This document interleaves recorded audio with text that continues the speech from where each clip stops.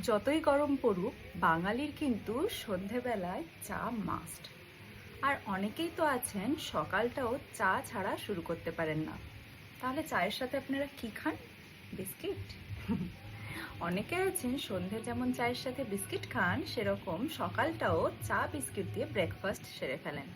বিশ্বাস করুন, এর থেকে খারাপ জঘন্য ব্রেকফাস্ট আর হতেই পারে না।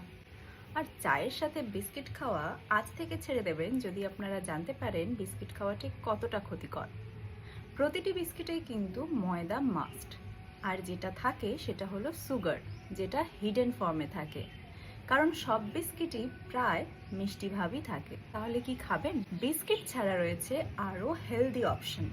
চায়ের সাথে আপনারা খাবেন ছোলা ভাজা, বাদাম ভাজা পরিমিত পরিমাণে। এছাড়া খাবেন পপকর্ন, মাখানা, মাখানা চাট। এগুলো কিন্তু খেতে ভীষণ টেস্টি ওই বিস্কিটের থেকে। এছাড়া আপনারা বিভিন্ন ধরনের সিডস খেতে পারেন, পাম্পকিন সিডস, সানফ্লাওয়ার সিডস। এগুলো আপনাদের শরীরে প্রয়োজন, পুষ্টির চাহিদা, মিনারেলসের চাহিদা ভীষণভাবে পূরণ করে।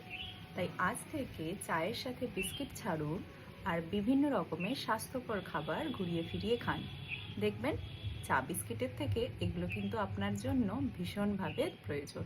তাহলে কি চায়ের সাথে বিস্কিট খাওয়া ছাড়ছেন তো?